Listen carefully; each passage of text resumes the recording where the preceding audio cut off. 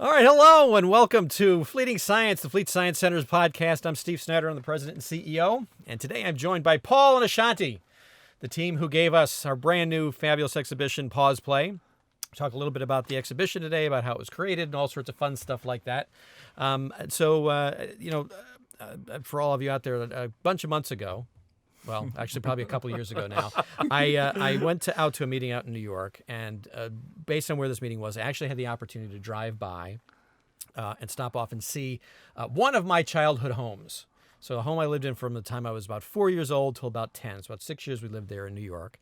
And so I thought I was excited to kind of go back and see what it looked like at the time. So I went back and I drove around the neighborhood and I pulled up and there was this house. And, it was a great place.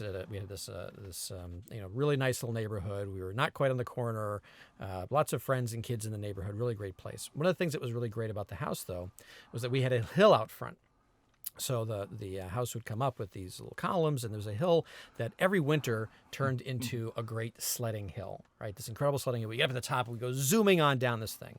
So I was surprised and stunned to drive up to the house and find out that the hill was gone. They clearly had taken the entire house, the higher rest of the house, and pushed it down into the ground to eliminate the hill. Because it wasn't a hill so much as it was a minor incline, right? A minor kind of slip, there. And of course, the hill hadn't been removed. It's just that maybe I'd gotten a little bit bigger than I was. But certainly my memory of that experience was very, very different than the reality. So, okay, well, I actually did that on my way back to the airport from the house. I actually stopped off the elementary school I went to, which was cool because I went back, and back behind it was the old playground that we used to play on every day at recess. And there were the slides and the swings, and there was even a seesaw. And I really remembered, just like the hill, I had these memories of the playground. But what was cool about it is that when you think about it, is that playground being out there, is that none of those things, the slide, the swings, the merry-go-round, were those things, right? The swings, every time we went out there, was a rocket ship, right? Mm-hmm. And the merry-go-round was our teleporter. And the slide was, again, this is where we became superheroes and went flying down the slide. We had taken these great playground equipment pieces and used our imaginations to make them so much more than just a slide or a merry-go-round or a swing set. And that's, it got me thinking about that. Isn't that cool? There's something really amazing about childhood, amazing about that time when your imagination makes things more than they appear to be. And I also realized that that's something that science lets us do all the time, right? Let's just take these mundane things and see more than they just are, right? A slide isn't just a slide. A slide is a giant inclined plane that talks about gravity and acceleration. A merry-go-round is centrifugal force. It's the Coriolis force in effect. All of these great playground toys really have these wonderful extensions in science. Let us see them as more than they were. And so for all of you out there, I then came back from this trip. I said, oh, wasn't this cool? We ought to do an exhibit about that.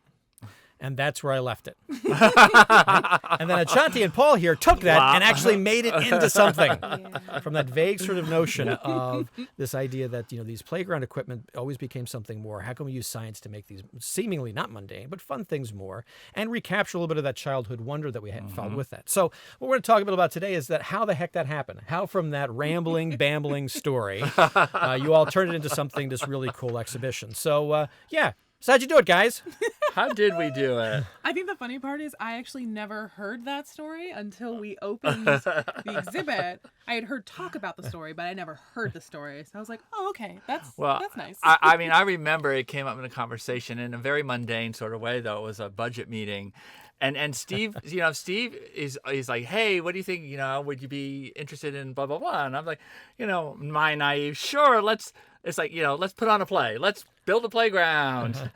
And it kind of went from there, and trying to integrate that idea that, okay, then what is our process? And it was a trial and error process all the way through, but it was one in which we really did try and explore that notion of what kind of science twist. We had many conversations, and Shani, you can talk about the sort of the brainstorming that we went through initially to get to that point where, okay, these are the things we want to do. Well, let's take a step back there. So when you finally create this and open up, so describe the exhibit. Let's talk about give our podcast listeners, our fleetsters, our fleetsters in the field, an idea of what the exhibition actually ended up being. What is Pause Play? What does it actually look like? It's not the bright and sunny playground of your childhood. It's it feels a little bit more like a darker, moody playground, of course, because we wanted to make a space for adults. But there's still a lot of bright colors. And the merry-go-round, very intentionally, I wanted it to be green. Actually, I think I wanted it to be teal, and then, it showed up red, and I was like, well, that's not happening. The slide is huge, and it's bright green, and these colors stand out against this black box space. And so there's a lot of light, colored light, and it's big. It's enormous. Well, and it is its own environment. You kind of walk into the gallery having left behind Balboa Park or the other science galleries, and you're in an environment that you're in somewhere unique. It has a particular look and feel about it. We try and add some sound to it so that you feel, that you're in a place where you can be open and explore. One of the things I love about it when you walk into and go into that gallery is the scale. Things are, and it's funny, Steve, you're talking about how things seem bigger when you were little. So we try to make things bigger so to sort of recapture some of that. That slide is, you have to bend your neck to look up to it. And things like that. So there actually is a slide in the building, right? You really created an indoor playground. Yes. And not just an indoor playground. You took an outdoor playground, put it indoors, and then adult sized it.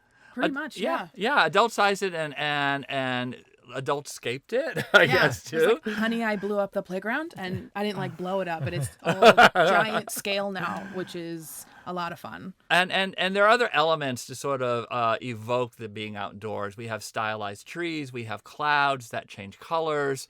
So there's a little bit of technology in there, and also creating an environment that visually is very interesting, and hopefully people will want to share that. We try and create those opportunities to share it with digital media and social media as well. So again, I use a lot of the kind of big playground equipment. So there's the slide you mentioned, the merry-go-round, maze, the hopscotch. Oh, and sandboxes.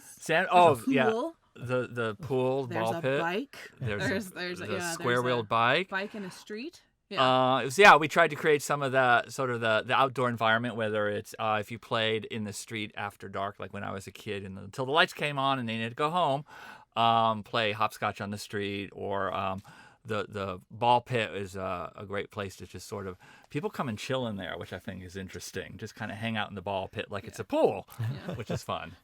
So how do you take some of these big pieces, right? So you talk about a slide, or a ball pit or a merry-go-round, and actually use those and take them a step further, right? To actually incorporate the science into this, or bring out the science that may be part of the experience and bring it front and center. So how do you go about doing that? Well, it's interesting. I never realized how much science we could find in one thing, like the ball pit. We talked everything about sphere packing. We talked about crowdsourced estimations and the mathematics of that. So we tried to look and see what kernel could we pull out of there in that experience of the ball pit or the slide or the merry-go-round, and just sort of highlight the science that you can discover while engaged in that activity.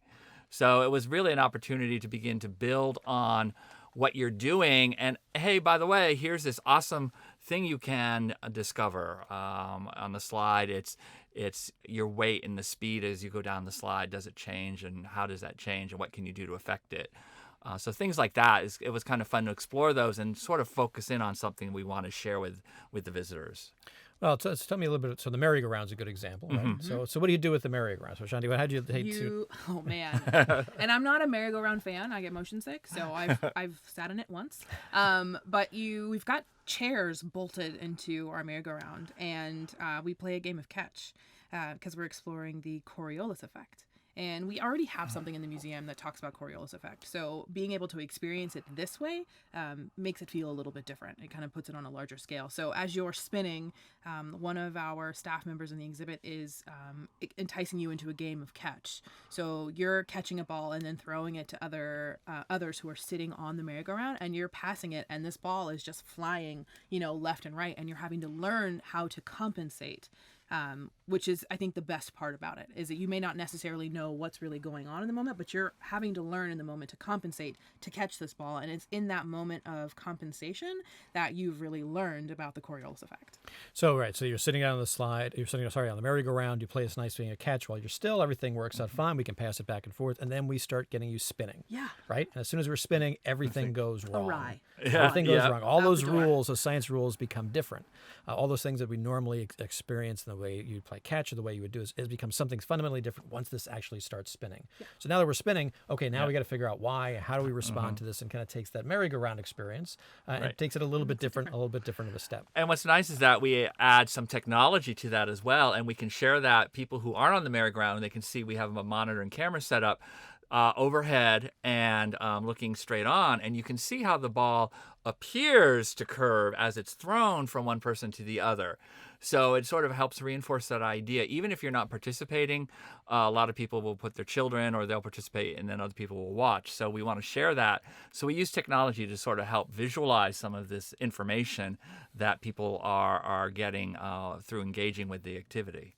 Right, so I really love that notion, right? So as you're throwing that ball, and once you're spinning, that ball starts curving. It starts doing all sorts of things it shouldn't be doing. And yet, in reality, it's just a ball moving in a straight line. Yeah. But while you're on it, you would never believe that it's actually moving a straight line. It looks completely bizarre. Yeah. So it's certainly been a lot of fun. So let's talk about some of the other pieces that are in the exhibition. So what's a favorite? Is there a particular favorite you all have?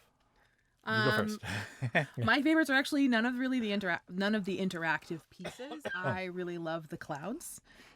For me, the cloud, I think, sets a mood, especially here in San Diego. Like, when do we really have clouds? Ever. Right?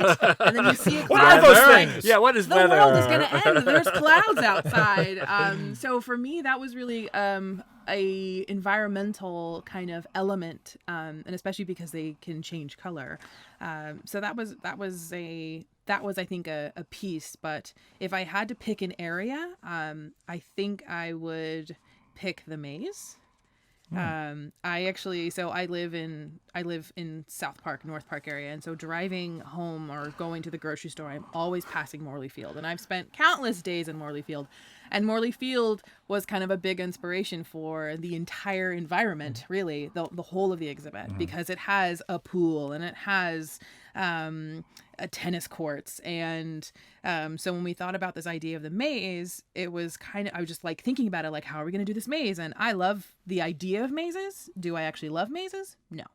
But a hedge maze would be amazing. But like, how are we going to put hedges inside of the gallery? And I'm not entirely sure. But and then I thought about tennis courts and how they have just this, this privacy screen up around them. Anything could be happening inside, and you can't really see through it. And I was like, well, we could make a maze out of privacy screen, and we did. And it's a big, 8 foot tall. It's a big maze, and it's not huge per se. You're not going to get stuck in it for hours, but it is in size, and with the light piece in it, it is a tennis court, and it is a maze. So I think that one's probably my favorite kind of space. Yeah, it's a cool space. And so, in that one in particular, you're looking at, how you're taking, again, we find our way through the maze, but you're looking at different strategies, right, to find your way through the maze, to kind of see what different ways work, how there are different ways you can make your way through a maze, rather than just trying to hunt and peck, as it were, to figure out different ways that to is a way, but there are other ways which we found out that you can get through a maze. And the math in the maze, I think, is really fascinating, and it's probably more fascinating to me now because I've spent time with mathematicians, particularly topologists. So explaining to people and really thinking about this idea that one of the methods, the right-hand rule or the left-hand rule, whichever you choose, that you are mapping essentially the topology of the maze or this circle that's been kind of And so the right-hand rule is what? You put your right hand or your left hand, whichever you choose, on the wall, and you follow wherever it goes. And it may take you a long, depending on the size of the maze, it could take you a long time to get through it, but you will always get out. Right. There is a kind of maze that won't let you out. But again, for most normal mazes, maze right? Is that? You have to have a detached wall or something? Yes, there's a detached wall. Yeah, maze our walls are all attached. Yes. But again, the idea, keep yourself on there and from the entrance and all it goes. Right, so there's a way to go through it, and these different methodologies to do it, to think about using a maze in a different way. So it's something we see all the time, something we play with. But again, using science, math, our brains, if you will, to take it a next step further, which is really cool. So, Paul, what about you? What's your favorite? Well, actually, my favorite, you mentioned topography. I love the AR Sandbox. That's always been my favorite. As a child, I had a thing about maps. My bedroom, I had maps on the wall. My mother didn't know if I was going to run away or if I had some other notion of escape or something. But to be able to take and in a 3D way build and create landscapes and see how a camera can read that and put down the elevation lines, so you can create mountains and valleys and create sort of these landscapes. First, I just love the immediacy of it. You build it and it immediately reads it and lays in the topographical lines, showing the elevation. And in this one, what we have, you can also add water, so then you can fill your valleys or your depressions with water, and you can look at landscape and profiles of the environment and create your own environment. And I just love the tactile quality of it, the technology in it, and the scale of it too. You can really you sort of focus in on it. It's also can be very sort of calming, and it's sort of like Zen landscaping, but with technology. As you're digging through particulate, sure. Yeah. Right. So a lot of these obviously are designed or found from other places that are created, these kind of pieces. But certainly, I think one of the fun things that I liked about the exhibition, and again, it's a small geeky thing, but I'm a small geeky guy, so there you go. Makes perfect sense. Is in the pool, which is a ball pit, right? A giant ball pit. Yes. So we initially thought the idea wouldn't it be great because people want to take pictures of themselves submerged in the balls. Let's create a window underneath the pool, right, where you could go in. One of the walls would be transparent. And you could put your face in, completely surrounded by the balls, right? People don't actually do that, do they? Nope, not No, once. they don't. But something cool happened, right? It didn't work. Yes. But something cool did happen. Something very cool did happen that we noticed. Packing. We got to see spear packing, which again goes back to, of course, to mathematics. But when you think about kind of within that space, of course, everything's moving around and you didn't see it until you see it. And there they are, just neatly packed, and they've lined up and they all fit one into another. And it reminds me again of topography, topology. Sorry.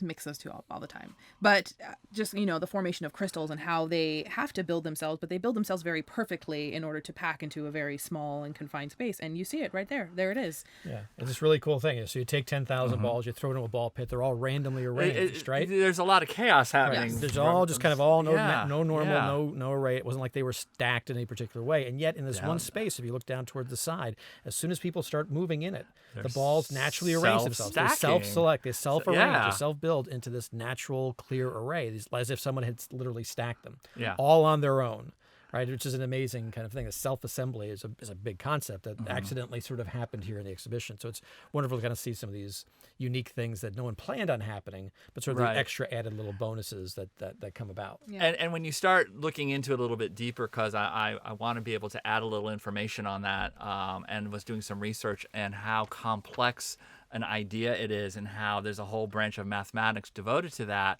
phenomenon, but to be able to see it in real time at a scale that you can actually visualize, those balls are all random, and then but in this window they are perfectly aligned, minimal space between each one, and it order out of chaos, which appeals to me so much. My life needs more of that. That's right. Absolutely. So now obviously a playground, it's clearly for kids, right? No. No. Kids at heart. Yeah, I think that this idea of, playgrounds are no longer accessible to adults unless you go after hours when everyone's gone, because when you, as an adult, especially if you're an adult without children, you can't go to a playground and not catch eyes from other adults who are like, what are you doing here? You're not allowed to be, this is for my kids. So it's kind of an opportunity for the adults to kind of let go a little bit, and found oftentimes that the adults, especially in that space, almost have to be re-encouraged, especially when there are children there, that it's okay for them to play too. And it's okay for them to have these experiences. And as soon as you give them permission, they're like, okay. Or, we have an adult night where there's no kids allowed, and then they're like, well, they're there. But you have to give them permission again, just because of, societal things. We've made a kind of a separation, and it's not okay for you to play anymore. You've got adulting to do and a life to take care of, but it is okay, and you definitely should. Yeah, we tried to scale it so that adults, you go on a slide, can I fit in the slide or can I fit in the merry-go-round? So we did scale it appropriately for adults as well as kids. So And design too. I mean, kids Yeah. don't care about design. Like they play in cardboard boxes, like it's a well-designed box. Adults really care about design. So color and texture and a lot of those elements that we wanted to include in the exhibit. And we did that. I think speaks more to the adult. Though it's really fun hearing kids as they run up to and they're like, no adults allowed. And I'm like, no, it says no adulting allowed, but you're not old enough to know what that means yet. So it's definitely an adult space. You say that no adulting allowed, right? Yes. So what do you mean by no adulting allowed? Well, adulting are the things that consume your life. Like you've got to pay bills, you've got to go to work, you probably have to go to a parent-teacher conference tonight because Tommy did something inappropriate at school. I don't know who Tommy is, but so all of these things that consume your day-to-day, that are the things that are now required of you because you have grown up and you are no longer a kid again. Someone's not caring for you. And so in this space, we want you to set those things aside. Don't worry about them. And definitely, get off your phone. Whoever's on the other side, they're still going to be there, after you spend some time in the exhibit, and just enjoy it. Be a kid again, or remember what it was like to be a kid again when you didn't care about anything, except for maybe getting home before your mom got upset. Right. Now the exhibit has certainly proved fairly popular, right? In theory, it's Yes, supposed to close, and now we're extending it, right? Yeah. Yes, absolutely. It's been very popular. We are trying to take care of it, keep up with all of the little hands and feet and adult hands and feet going through it. We're extending it right now through the rest of the year, through the holidays. And we hope that everyone will be able to come and enjoy it, have a chance, or bring your family. And if you have family in town over the holidays, bring them too. Yeah, but we're real happy to be able to keep it here for the rest of the year through January 1st. All right. So what do you hope people walk away from this exhibit with? What's the takeaway? To realize that if you stop for just a moment, and number one, enjoy yourself. And then number two, really look at something. You can actually maybe discover something about the world just in the moment of whatever you're doing. That's for me. I'm gonna go scientific here. Ready? Okay, hang on. So Galileo Galilei played essentially with inclined planes to explore mass and speed and friction ultimately, which of course is the slide. But he had to play. He had to, let go of some of those restrictions that may have been put on him to make this great discovery that's had a huge impact on our life. So there's opportunities for you to explore and to play and to let go of those things. And in those moments, you might make a discovery, or you might have an epiphany, and you might be inspired to do something great. So, let go, play a little bit, and come up with amazing things. That's a wonderful kind of notion, right? That science is about play. It's playing with nature, and in playing, it reveals something about itself. Yes. So this is that opportunity for everyone to come on in with their kids, with their friends, with their partners, whoever it might be, to come on in, have that experience of play, reimagine, whether if you're a kid, to be able to take that your play to the next level. And if you're an adult, to reimagine what that play was like, recapture that moment, and hopefully discover something new about the world. And so, yes, we're looking forward to everyone seeing everybody down here at Pause Play. It's extended now through January 5th, 2020. Some of our greatest playground activities, giving them a particularly scientific twist. It's included with admission. So no extra charges or anything to come on down. This is the only place in the world that this exhibition is or will be. It is a completely one-of-a-kind, unique experience. So, yes, we hope everyone comes down, takes advantage of this, re-engages with some of their favorite pastimes, engages with their kids with some of their favorite pastimes, and just keep in mind there's only one rule. It's no adulting allowed, and to come on in and have some great time here at the Fleet. So I want to thank you, Paul and Ashanti, for joining us today. I want to thank all of you for listening on this, our Fleet podcast, and we'll see you here at the Fleet, and we won't listen to you, but you'll listen to us next time on the Fleet podcast. Thanks a lot. It's fleeting.